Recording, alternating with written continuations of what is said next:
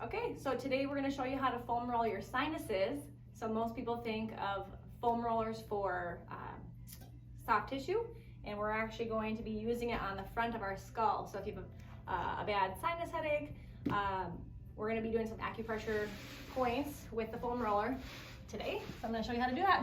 So you have your foam roller, we're just going the long way here, and then you're actually going to be placing it, we're going to do left side and right side first, and then you can do right in the middle. So you're going to put your brow bone either left or right on the foam roller, and then we're just going to do little rolls 45 degrees and back to center on both sides.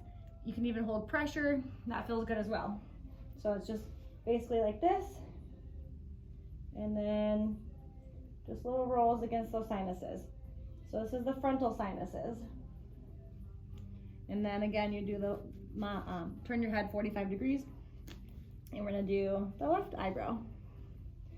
And then you can just hold pressure too. It always feels nice. Okay, so that's how you foam roll your sinuses.